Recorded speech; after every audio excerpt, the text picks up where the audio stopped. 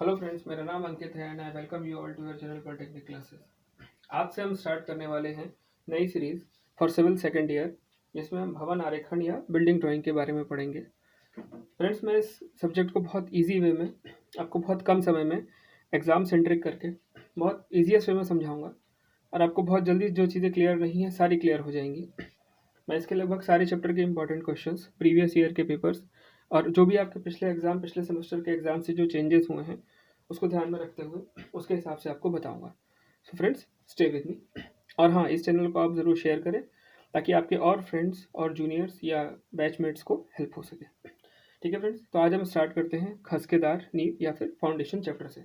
ठीक है, इसके अलावा आपको किसी भी चैप्टर में दिक्कत हो, कोई स्पेसिफिक चैप्टर जिसमें ज़्यादा प्रॉब्लम हो, आप उसको कमेंट सेक्शन में मैसेज कर सकते हैं। मैं उसके बाद में आपको ज़रूर वीडियो बना के दूंगा। ठीक है, तो आज स्टार्ट करते हैं फाउंडेशन या नींव से। सबसे पहले मैं आपको बता दूं, फाउंडेशन या नींव में ड्राइंग में आपके सिलेबस में सिर्फ स्प्रेड फुटिंग या खसकेदार फाउंडेशन ही है, तो हम सिर्फ इसी की बात करेंगे। ठीक है, फिर खसकेदार नींव में खसकेदार नींव के बारे में जानने, खसकेदार नींव होती क्या है, खसकेदार नींव काम कैसे करती है और ये दिखती कैसी है। सबसे पहले बता दूं, खसकेदार नींव, खसके का मतलब होता है इस तरीके से बने हुए सीढ़ीनुमा डिज़ाइन। ठीक है, इस चीज़ को हम खसका कहते हैं, ये ऑफसेट होता है। तो ये जो सीढ़ीनुमा शेप है इसको ऑफसेट या खसका बोलते हैं। और ये काम कब करता है, ये फाउंडेशन जब हम ऊपर से वॉल पे लोड आता है तो वो वॉल के लोड को फाउंडेशन का काम होता है बियर करना और नीचे ग्राउंड में ट्रांसफ़र कर देना। जब इस पे लोड आता है तो वो लोड इन खसके के थ्रू होते हुए ट्रायंगुलर लोडिंग से ट्रांसफ़र हो जाता है पूरा नीचे। कुल मिला के कॉन्सेप्ट ये है कि हम यहाँ पर सरफेस एरिया बढ़ा देते हैं ताकि जो प्रेशर आ रहा है वो बड़े एरिया में ट्रांसफ़र हो और फाउंडेशन नीचे को धंस ना जाए। ठीक है, हाँ जी। जो ऊपर से लोड आ रहा है उसमें दो टाइप की वॉल्स हमारी होती हैं, लोड बेयरिंग और नॉन लोड बेयरिंग। जनरली बात करें तो लोड बेयरिंग वॉल्स 300 mm से ऊपर 400 mm लगभग इसकी होती हैं, और 200 mm या उससे कम की वॉल्स को हम generally non load bearing walls मानते हैं। ठीक है, तो यहाँ पर भी आपको कुछ कुछ तरीके के इनका यूज़ करना पड़ेगा। ठीक, तो खसकेदार फाउंडेशन आप समझ गए। खसकेदार फाउंडेशन मतलब इस तरीके की सीढ़ीनुमा आकृति को आप खसकेदार फाउंडेशन कहेंगे। ठीक है, अब फाउंडेशन से रिलेटेड कुछ चीज़ें ऐसी हैं, जैसे कुछ थंब रूल्स हैं जिसके बारे में आपको बताना चाहता हूँ, क्योंकि हम यहाँ पर ड्राइंग कर रहे हैं। ठीक है, ड्राइंग में हम डिज़ाइनिंग या फिर न्यूमेरिकल फार्मूलाज हल करके फाउंडेशन की जो डायमेंशंस हैं वो नहीं निकाल सकते। ये चीज़ ड्राइंग में नहीं होती, ये चीज़ डिज़ाइनिंग के सब्जेक्ट में होती है। आपकी बुक्स में दे रखा है तो उसके लिए परेशान होने की ज़रूरत नहीं। मैं आपको बहुत ईजी उसमें बता रहा हूँ कि कुछ थंब रूल्स हैं, इनको आप फॉलो करें और इनको यूज़ करके आप ड्राइंग की इस फिगर्स को बहुत ईजिली बना लेंगे। सबसे पहले खसकेदार फाउंडेशन के लिए नीचे से स्टार्ट करते हैं। सबसे नीचे आपका कंक्रीट का बेस होता है। ठीक है, कंक्रीट के बेस का सिंबल आप लोगों को पता है, ट्रायंगुलर शेप के अंदर इस टाइप से डॉट्स दिए होते हैं। ठीक है, अब इसकी डायमेंशन या किस तरीके से आप इसको निकालेंगे, तो इसके लिए क्या करना है, विड्थ ऑफ सीसी बेस। ठीक है, 2T + 300 और 3T। ठीक, ये इतना है 2T + 300 और 3T। ठीक, ये दोनों ही फॉर्मूले हैं, दोनों ही यूज़ होते हैं, बट जनरली 2T + 300 यूज़ होता है। वैसे आंसर दोनों से लगभग सेम आता है। बस एक चीज़ ध्यान रखिएगा कि आंसर 100 के मल्टीपल में ही आए। अगर आप इन दोनों फॉर्मूले से किसी का यूज़ कर रहे हैं और आपका आंसर मान लीजिए 880, 780, 640 इस तरीके से आ रहा है, तो दूसरे से ट्राई करके देखें, मे भी हो सकता है आपको 100 के मल्टीपल में मिले, क्योंकि जब आप इसको स्केल में कन्वर्जन करेंगे तो आपको दिक्कत आएगी अगर आपके नंबर्स 100 के मल्टीपल में नहीं होंगे। इसलिए ये मेरी एडवाइस है कि आप कोशिश करें कि ये 100 के मल्टीपल में आए। ठीक है, तो 2T + 300 और 3T, ये इसकी यहाँ से यहाँ तक की विड्थ होती है। ठीक है, विड्थ हो गई। अब थिकनेस ऑफ सीसी बेस, तो सीसी बेस की थिकनेस जनरली जितनी आपकी वॉल की थिकनेस होगी उतनी थिकनेस आप सीसी बेस की मान लेंगे। ठीक है, ये सारे मैं आपको थंब रूल्स बता रहा हूँ।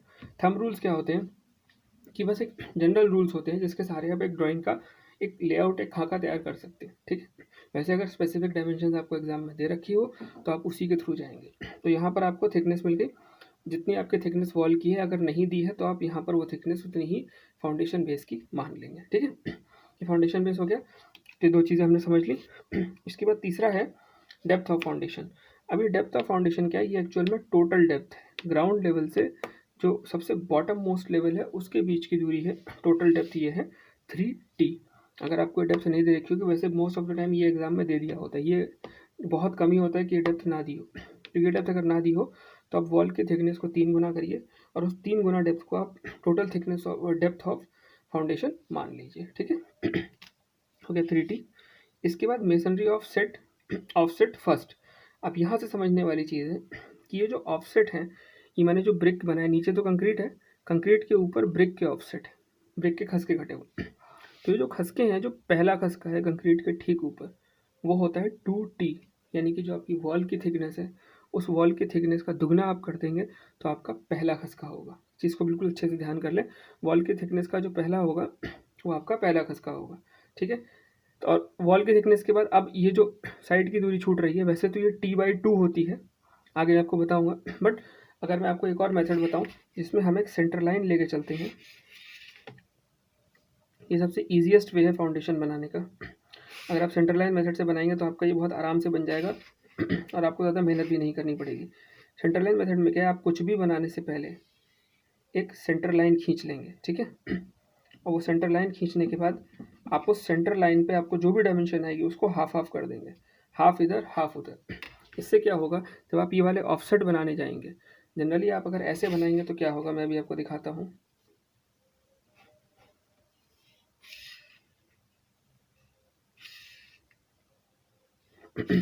अगर आप बिना सेंटर लाइन लिए बनाएंगे तो आपको इधर से डायमेंशन नापनी पड़ेगी, इधर से नापनी पड़ेगी, फिर आप बनाएंगे और आपका ये अनइक्वल आएगा। और अगर मुझे पहले से पता है, मान लीजिए मेरा पहला ऑफसेट 400 mm का है, तो मैं इसको हाफ पे रखूँगा 2 पर, ठीक है।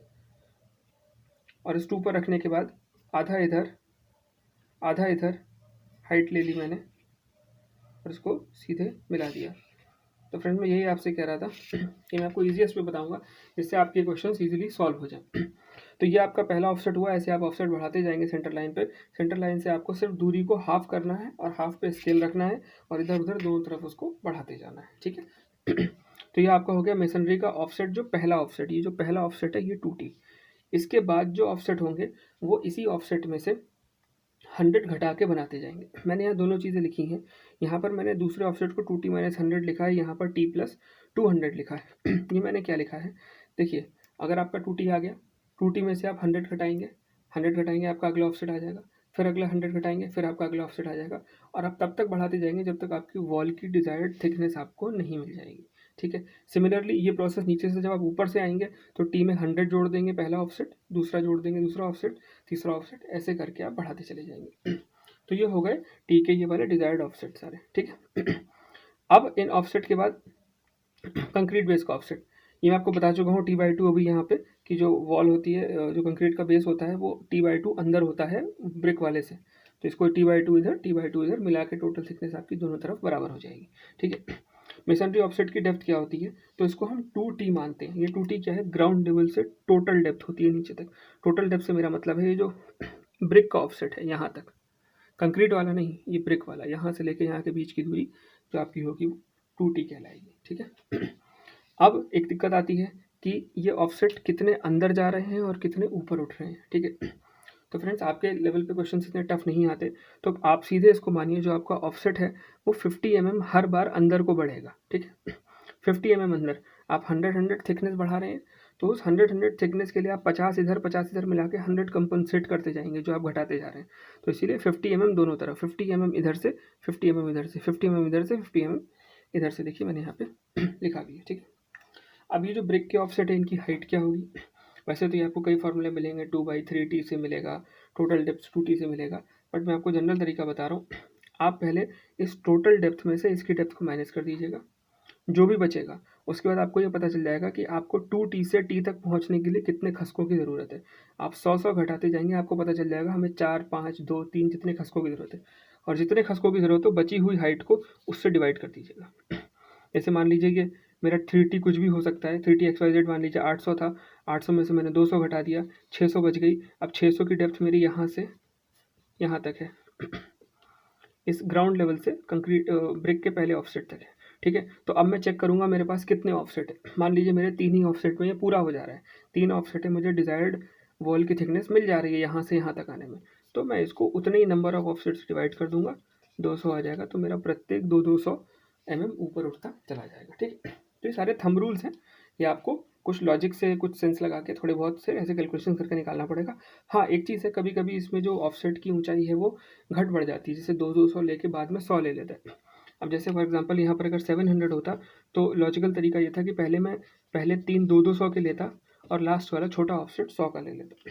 तो ये सब मेज़र करने के हैं, जैसे आपको उसको एडजस्ट करना पड़ेगा, ठीक है। ये इतना हो गया। अब इसके बाद यहाँ पर मैंने लिखा स्केल, ठीक है। इस पूरी ड्राइंग को बनाने के लिए आपको एक अप्रोप्रिएट स्केल मानना पड़ेगा। स्केल 1:10 से लेके आप 1:20 तक कुछ भी मान सकते हैं, ठीक है। इससे ज़्यादा छोटा बड़ा मत करिएगा, इससे ज़्यादा छोटा बड़ा करेंगे तो एग्ज़ाम टाइम में एकदम से आपको फिर पूरी ड्राइंग का सेटअप चेंज करना पड़ेगा। देखिए 1:10 से 1:20 के बीच में आप नापेंगे तो क्या होगा, जब आपकी ड्राइंग की साइज़ या फाउंडेशन की डेप्थ बहुत ज़्यादा है, ठीक है, तब आप 1:20 का स्केल ले लीजिए। 1 मीटर, 1.2 मीटर, 1.4 मीटर तक है, तब आप 1.20 का स्केल लेके चलिए 1:20 का। और अगर आपकी डेप्थ कम है, 600, 700, 800 mm तक है, तो आप 1:10 के स्केल पे नाप के उसको ईजिली बना दीजिए, आप आराम से बना लेंगे। कुल मिला के मेरा कहने का मतलब ये है कि आपको ड्राइंग की एक ही शीट मिलती है, तो आपको दोनों तरफ में बनाना होता है और ऐसे एडजस्ट करना होता है कि आपके जो 3 क्वेश्चंस हैं वो उसी में सारे आ जाएँ। तो इसलिए स्केल ऐसा लें जो प्रॉपर्ली दिखाई भी दे और बहुत ज़्यादा बड़ा या छोटा भी ना, ठीक है। तो स्केल हमारा लगभग ये रहेगा, ठीक है। इसके बाद यहाँ मैंने 2 फिगर बनाई है प्लिंथ की, ठीक है, विदाउट प्लिंथ वाइडनिंग और प्लिंथ वाइडनिंग। अभी होता क्या है, प्लिंथ वाइडनिंग और विदाउट प्लिंथ वाइडनिंग, प्लिंथ को हम थोड़ा सा चौड़ा कर देते हैं। पहले तो प्लिंथ समझे क्या होता है। प्लिंथ होता है ग्राउंड लेवल से जो आपका फ्लोर का लेवल होता है, उस फ्लोर लेवल के बीच की दूरी को प्लिंथ कहते हैं। प्लिंथ असल में कुर्सी तल होता है। जैसे हमारे घर हमने बनाया तो हमारा ग्राउंड लेवल पे हम फ्लोर कभी नहीं बनाते। भविष्य में आपके घर के आसपास की सड़कें ऊंची होंगी, जिसकी वजह से आपका घर नीचे चला जाएगा। भविष्य में कभी बरसात हुई, आपके घर में पानी घुस जाएगा, कीड़े मकोड़े सब घर के अंदर घुसेंगे, इसलिए हम प्लिंथ को ऊंचा रखते हैं। प्लिंथ का एक काम और है, जो आपके घर के ड्रेनेज पाइप्स होते हैं, सीवर पाइप होते हैं, वो सारे सोक पिट सब कुछ इसी प्लिंथ के अंदर में ही बनता है, तो इसीलिए प्लिंथ को हम ऊंचा रखते हैं, ठीक है। तो ये प्लिंथ हो गई। प्लिंथ की हाइट जनरली आपको एग्जाम में क्लियरली दे रखी होगी, नहीं मेंशन की होगी तो 400 से 700 mm के बीच में आप कुछ भी मान लीजिए, अदरवाइज ये 100% दी ही होगी आपको, ठीक है। अब ये क्या है विदाउट और with plinth. Without plinth widening में क्या होगा, जो आपकी जो कंक्रीट का ब्लॉक है, कंक्रीट के ब्लॉक के बाद जो आपके ब्रिक के ऑफसेट है, उन ऑफसेट में आपकी जहाँ पे डिज़ायर्ड थिकनेस आपको वॉल की मिल जाएगी, वहीं से आप वॉल पूरी ऊपर उठा देंगे। आपने टोटल डेप्थ से स्टार्ट किया, कंक्रीट का ब्लॉक बनाया, ब्लॉक के बाद पहली ऑफसेट बनाई, दूसरी ऑफसेट बनाई, तीसरी ऑफसेट बनाई। मान लीजिए तीसरी ऑफसेट के बाद आपको वॉल की थिकनेस मिल गई। आपको नहीं दिया है क्वेश्चन में कि आप प्लिंथ की वाइडनिंग करिए, तो आप वहीं से वॉल की थिकनेस को ऊपर तक लेके चले जाएंगे। जबकि विद प्लिंथ वाइडनिंग में क्या करेंगे, आप पहले फाउंडेशन बेस बनाएंगे, बेस के बाद पहला ऑफसेट बनाएंगे, दूसरा ऑफसेट बनाएंगे, और जो आपकी थिकनेस जो आपको वॉल की चाहिए होगी उससे जस्ट एक पहले का जो आपका ऑफसेट होगा, उस ऑफसेट को आप प्लिंथ लेवल तक लेके जाएंगे। फिर प्लिंथ लेवल पे उसको पतला करेंगे, फिर आप वॉल की थिकनेस को बनाएंगे, ठीक है। ये आपने पुरानी बिल्डिंग्स में देखा होगा, प्लिंथ लेवल पे बिल्डिंग की वॉल थोड़ी सी ज़्यादा चौड़ी होती है, ये वही चीज़ है। पर हाँ, अगर जब तक आपको एग्जाम में एक्स्ट्रा प्लिंथ वाइडनिंग के बारे में ना दिया हो, तब तक आप अपने आप से इस चीज़ को नहीं इंक्लूड करेंगे। ये जब दिया होगा तभी बनाएंगे, अदरवाइज आप विदाउट प्लिंथ वाइडनिंग ही बनाएंगे, अगर आपको कुछ भी नहीं दे रखा है, ठीक है। तो centre line method, scale, spread footing, इसके कुछ बेसिक थंब रूल्स मैंने आपको बताया कि किस तरीके से आप इन फाउंडेशंस को बनाते हैं। इसके अलावा शैलो फाउंडेशंस ही आपके सिलेबस में है, तो ये शैलो फाउंडेशंस में आती हैं। शैलो फाउंडेशंस के बारे में आपको पता है कि एक इस डेप्थ तक आप बना रहे हैं तो आपकी शैलो फाउंडेशंस हैं। और इस फाउंडेशन के अंदर एक चीज़, दो चीज़ें और हैं, जैसे कि आप इसको बनाएंगे तो क्वेश्चंस में कई बार क्या होता है, दिया ही नहीं होता है, सिर्फ इतना दिया होता है कि आप एक खसकेदार नींव बनाएं और उपयुक्त वहाँ पे मान लें, ठीक है। तो इस तरीके के क्वेश्चन जिसमें कुछ भी ना दे रखा हो, या फिर कभी कभी एब्सर्ड से क्वेश्चन आ जाते हैं, मैं अगली क्लास में आपको बताऊंगा, जिसमें कि कुछ ऐसी डायमेंशन दे देता है कि वो एडजस्ट करना मुश्किल होता है। तो ऐसे क्वेश्चन में आपको क्या करना है कि आपको पूरे नंबर ठीक ठीक मिल जाए, तो वो मैं आपको आगे बताऊँगा अगली नेक्स्ट क्लास में। तो अभी आप इस थंब रूल्स को और इसके बारे में अगर कोई दिक्कत हो तो आप उसको कमेंट सेक्शन में मुझे बताएं। इस वीडियो को शेयर करें और please stay with my channel. So thank you.